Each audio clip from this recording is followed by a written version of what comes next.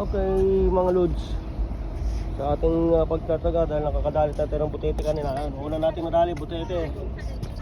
Ito ngayon isang sea bream ang ating nadali. Nadali na kuha natin sa taga. May bream na tayo. Isang sarago o kaya sea bream. Ito lang sa Puntica Isli Guluan. Yan. Nakakalibang sa ating mga pamingwit. Okay, alright. Hello mga lods, welcome to my vlog. To this video, nagfishing ulit tayo dito sa Puntica Isli Guluan. At ang ating night fishing adventure. Yan At nakatatlo sana tayo na huli, kaya lang dalawa ang naputol na linya natin. Isinabit kasi sa bato. At sa wakas nakadali din tayo ng isa. May premyo din tayo. Di rin nasayang ang ating pag-aantay. At ito, biyan tayo ng isang ayan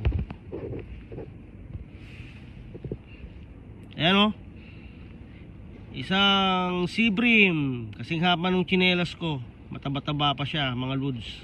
Ayan. Ito lang sa Puntica Isli Guluan.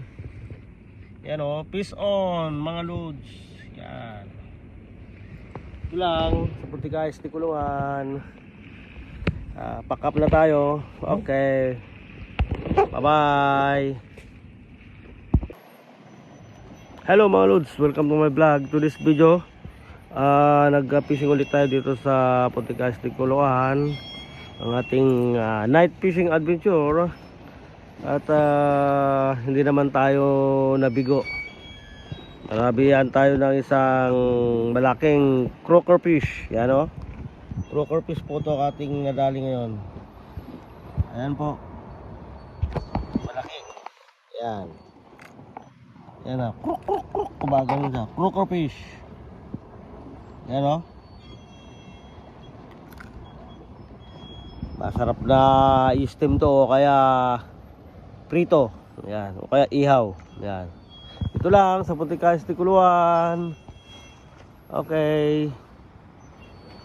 Yan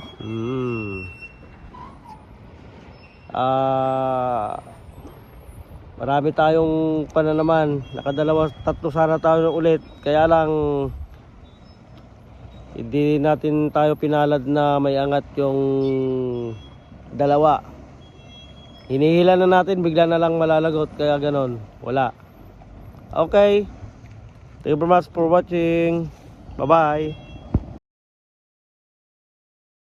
Okay mga lods, welcome to my vlog. To this video, nagfishing tayo dito sa Puntica Isli Guluan. At ito, fish on. Madali tayo ng anong isda na to, yung may dots kaya lang maliit. I-release natin to. Ayan kumagat sa pahay natin. Kung malaki-laki lang to, ayan kung malaki-laki lang to kukunin natin, pero maliit i-release natin yan. Catch and release tayo ngayon ng maliliit. Ayan.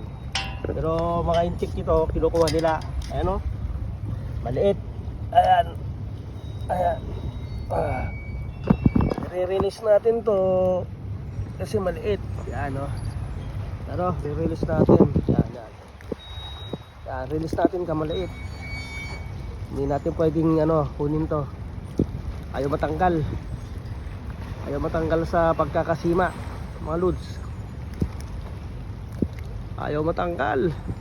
Kunin natin yung ating sipit. Yan, saan yung sipit natin? Hindi natin matanggal. Kaya kailangan na natin ng sipit. Ayan. Okay. Sipitin na natin mga lods. Hindi natin matanggal sa hook. Kawawa naman, maliit pa. Kung malaki-laki ito, kukunin natin. Release na natin. Ayun, nahulog na. Okay, thank you very much for watching.